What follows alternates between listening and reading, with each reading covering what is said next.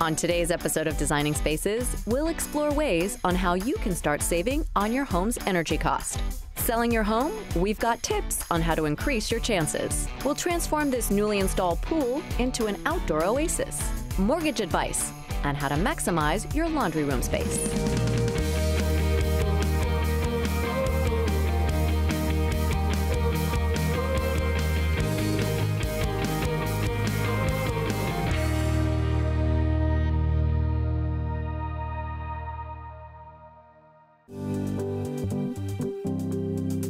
On any day, your typical American family uses electricity. Lots of electricity. But how much electricity and money could they save if they really tried? These days, everyone wants to be more efficient and less wasteful without sacrificing comfort.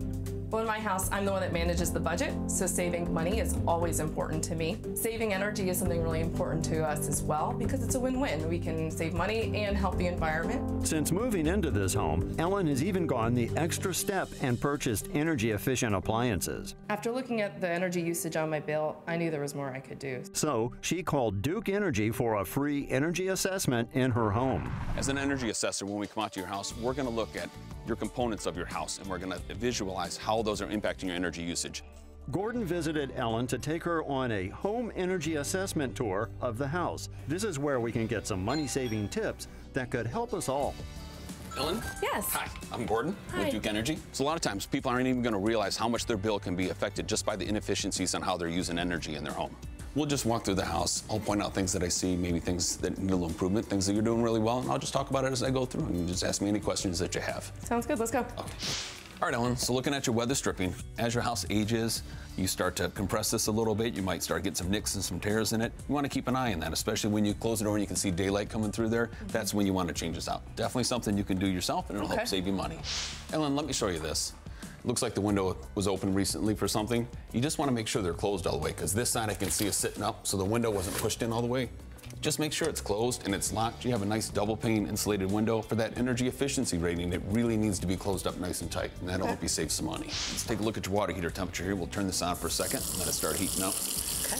We want to see the temperature around 120 degrees. That's the recommended setting.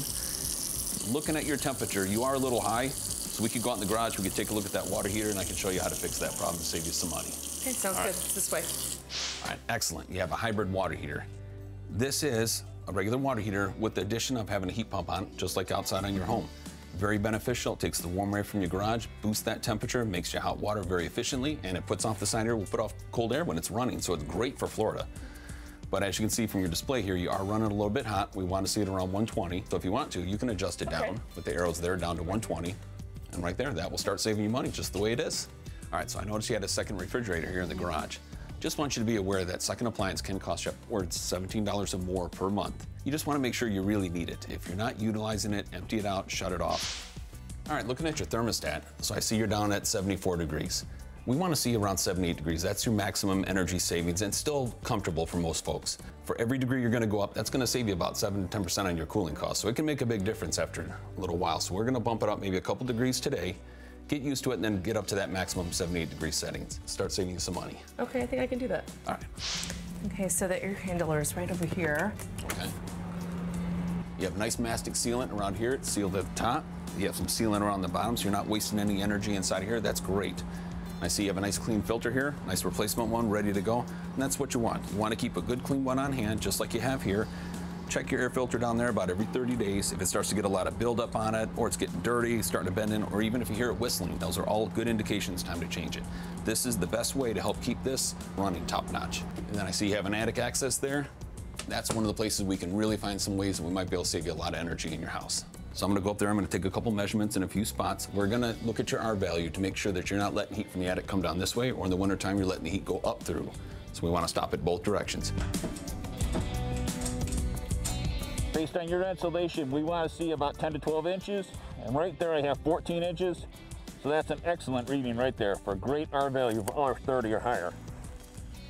Looking at your ductwork up here, your duct collars are all sealed up. You have the mastic sealant on here, so your ductwork also is in excellent shape. This is just what we want to see in an attic. One thing I did notice is we come over here to one of your duct boxes and we evaluate it, we look under there, when you pull back the insulation, you can feel a little bit of air blowing up in the attic around that duct box. That is one of the things when we're out here we can help identify. We can help you fix that under one of our programs. All right, Ellen, as you can see on your report, your house is in really good shape. You guys are doing a lot of things right, really working to save that energy. A couple little things that you can address yourself. You already adjusted the water heater, so you're already saving there. Keep moving that thermostat up. You want to get to that 78 degrees to really conserve that energy. Next, Duke Energy can help you address those duct leaks that we found upstairs. After that, you're really on your way. You're saving energy. The house is very efficient. You're doing everything right. I'm really glad Gordon came over. We went through the whole house together. He showed me every single room and different ways that I can help save money and not be wasteful. To see more energy-saving tips, visit duke-energy.com/find savings.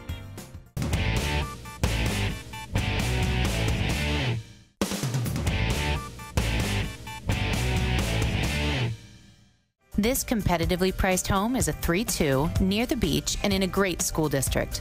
But Noelle hasn't had any serious offers. Noelle's listing has been on the market for nearly 90 days, and she hasn't had one bite. It's really great, but I will say that I think the master bedroom is a bit small for my liking. So I think from here we keep on looking. If you've ever been in the market for a new home, you know that gut feeling that will either make you want to love it or leave it. It was nice. It's in a nice area, but to be honest, the kitchen's a little outdated, so I think I'm gonna keep looking. It's more than just an outdated kitchen or the wrong lighting that can turn a buyer off. So to help this frustrated realtor get her listing under contract quickly, Designing Spaces is sending in the home staging expert and author of The First 7 Seconds, Karen Conrad. Hi, Karen. How are you? Hi, Noelle. Nice to meet you. Thank you so much for coming. You are welcome. Wow, this is beautiful. It's a lovely home. It's a 3-bedroom, 2-bath, split floor plan. It's been on the market for almost 90 days, and I still haven't gotten any offers. Wow. Okay. So, what kind of feedback are you getting? Honestly, people are saying that the kitchen's a little dated, the master bedroom's a little small. There's nothing specific, so it's kind of frustrating because it's not something I can pinpoint. Okay, so, well, why don't you show me around, Noelle? Sure, I'd love to. Okay. All right, Karen, here's the master bedroom. Well, this is a beautiful room. You mentioned that in the feedback, the master felt a little small. Yes. It might be because they don't see it as a master suite. And so with very little space, I'm going to turn this into a master suite. I like that. All right, should we look at the bathroom? Yep, sure. The tile's nice, and the shower looks fairly new. The light People are saying it fixtures. feels a little small. It is small, and so we're going to need to open this up. Also, I'll make sure that the master bathroom ties really nicely into the master bedroom. When we do that, they feel like it's more one room. Great, thanks. Let me show you the rest. All right, Karen, so here's the focal point of the home. It's a walk in the front door, the first thing people are gonna see. This is the most critical room for us to take a look at with staging because statistics show that the buyer actually makes a decision in the first 7 to 10 seconds that they step into a house. We see she's got children, so we're gonna move the children's items out. Also, there's some personal pictures that we want to remove because we want that buyer to walk in and see themselves living here. All right, Karen, here is the second bathroom. This is an awesome bathroom. I like the tile, I like the updated sink, the fixtures are awesome, but I think we need to get the kids' stuff out of here. We really need to make this very spa-like, elegant, and so I'm going to bring in a lot of white towels, and I'm going to bring in some more greenery and maybe some candles and just see if we can't get this looking really, really special. I really, really like this house. It just needs some touches that is going to make someone, when they walk in the house, absolutely fall in love with it. I agree. The only problem I have an open house this weekend. Is there any way you can get all that done in 3 days? Wow, well, it will be tough, but you know what? I am ready for it. Let's go for it. Amazing. Noelle has an open house in just 3 days, so I really have my work cut out for me, and I'm actually really excited to get started, so I'm gonna head out and start shopping. Hi, Karen. Hi, Noelle. I'm so excited to see you. Thank you. Are you ready to get this done? Let's do this.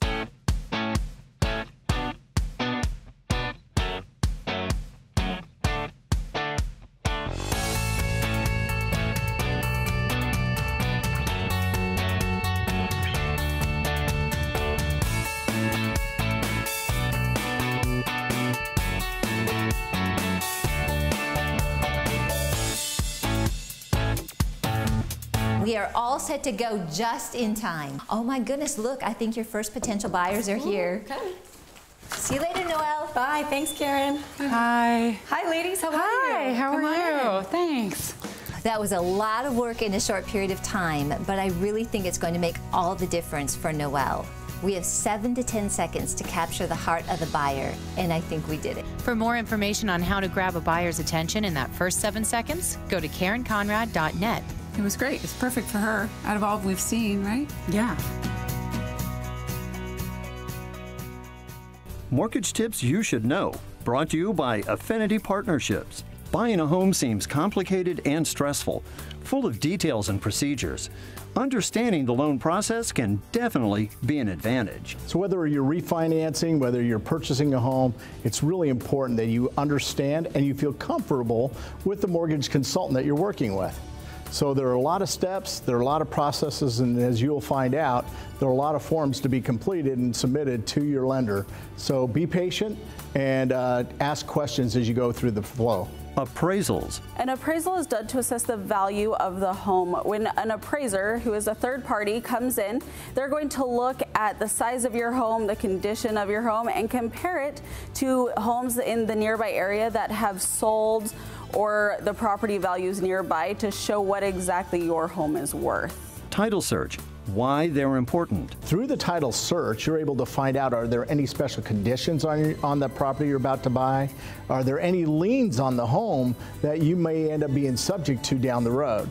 So when a title search is completed, make sure that it comes back clean and with a clean bill of health. And if there are any kind of covenants or special requirements or conditions, that you know what they are. So you don't end up buying a home that won't, let's say, allow you to put on a shed in your backyard, then that's one of your objectives or goals. So make sure you understand what is associated with a title and what kind of restrictions there might be. Acceptable means of verifying income. When purchasing a home or refinancing, you're going to need to verify your income. This shows that you actually have a job and you can afford the payments that are going to need to be made. This is going to be done through your W-2s, and they'll also request your bank statements and any other form of income that you can have.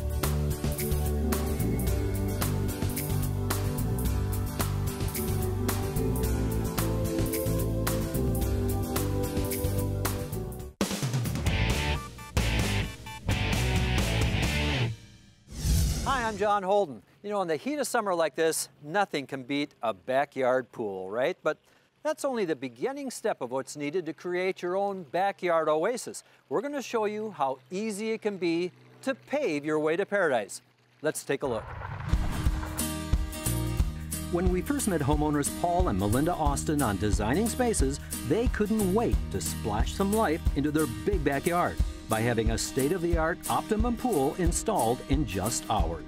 Amazing, amazing. It's incredible how fast it came in and how fast our backyard went from being nothing to this amazing oasis. But that was only the beginning of their backyard transformation. The area around their pool is still like a canvas waiting for that artistic touch. And you'll be amazed what can be created when you use the right paving and decking materials. In hardscapes now, there's multiple things that you can do, multiple different types of products you can lay down, from a concrete paver to a natural stone to man-made products, and now the latest trend in porcelain pavers. And that's key. The transformation can be amazing depending on the type of material you use, the decking and landscape materials. At this point, it's really limited to just your imagination. It's all about planning and creating a pool environment that's comfortable and visually appealing. After the pool itself, the deck is the foundation for any landscape design. So Paul and Melinda are working with Jason Osgood of NPT Hardscapes for some attractive and affordable design ideas. Now that your pool is finished, these are the plans that we've come up with for your deck design. So you got about 18 feet of deck across, out from the planters themselves, 25 feet out. So you got a nice big area here for whatever you want to do. Great outdoor living space for you. What we're working with here is roughly 650 square feet, an area where they can do outdoor seating, outdoor kitchen, but a nice area that gives them a great outdoor space. This will draw you outside, someplace to be when you're not swimming in your pool. That'll be awesome. It looks fantastic. After the ground is prepared and the base bed of sand has been leveled, they're ready to lay pavers. In this case, 2-inch thick, large format concrete pavers have been chosen for the project to add a natural old world look. The concrete paver fits very, very well. And what I've suggested to them was a large format, slab style paver, multiple size. Segmental decking means it's a deck of a whole made up of multiple segments. Each paver moves independently of the one next to it. Concrete cracks. Segmental decking will not crack. If a paver cracks, you can pull it up and replace it. That's the advantage you have of a product like this. The pavers are set in place individually, and the hardscape design quickly transforms this backyard space. These concrete pavers give a very nice old world rustic feel to them. These have a nice color blend throughout, have a nice pattern laid down, so it gives you a really rustic feel, matches with the design of the house itself, fits real well in a scenario like this. Gives them a nice random pattern, breaks up those long linear lines in this 650 square foot deck area. You're only limited by your imagination. You take a blatant canvas and end up with a very one-of-a-kind, very artistic deck. After the last paver is set in place, the entire deck is finished off with a special polymeric sand. Polymeric sand is an engineered sand infused with polymers that when watered, activate the polymers to harden the sand, which gives you a nice lock in between the pavers. It does several things for you. It gives you a nice finishing touch. It prevents wind shear. It prevents ants from digging down and weeds from growing up. With concrete pavers now in place around their optimum pool, what used to be a blank canvas is now a poolside deck of beauty just outside the back door. Well, I think what's been created here for Paul and Melinda is an outdoor oasis that they'll enjoy for years. For Paul and Melinda, that means a much cooler way to spend the summer in their own backyard oasis. It's incredible. It's amazing. It's like a paradise right here in our backyard. To learn more about outdoor designing ideas from NPT Hardscapes, visit swimmingpool.com or nptpool.com, where you can also download the NPT mobile app. Or go to designingspaces.tv to see this portion of the show again.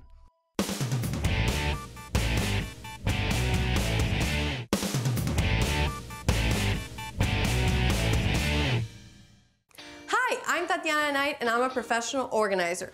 And one of the most common complaints my clients have about their laundry rooms is a lack of space. But with some of my easy organizing tips and some fantastic storage solutions from Trinity, we're gonna get this all sorted out. So it doesn't take that much work and it doesn't take a lot of space. You just have to choose the right organizational solutions to get the job done. That's why I brought in the Trinity stainless steel utility sink. This is what I use to do all my hand washing for my delicate items. And when there's something to hang to dry out, I use this expandable closet organizer. When you're gonna hang stuff in the laundry room, I always recommend using the same exact hangers that you use in your closet. Why? Because it saves one extra step of having to transfer from one hanger to another. The reason why I love these shelves is because they're so high up and they're also adjustable. So bulky items like these towels or bedspreads, coverlets, things like that that maybe don't fit in the linen closet, this is a great place to store them once they're clean. I also use canvas baskets because this holds all the stuff and it looks really great. Do you have piles of laundry all over the floor? I wouldn't be surprised because I see it every day at my clients' homes. So let's solve that problem by bringing in this laundry station. So I've got 3 bags here so I can pre-sort my laundry so that when it's time to do the laundry, you grab that specific bag and take it to the washing machine and get the project done. We've also got these great shelves where there's an overflow of the detergent and all the dryer sheets and everything that you need for the project. Because nobody said that doing laundry is fun, but let's make it easy by having all of the stuff that we need in one place.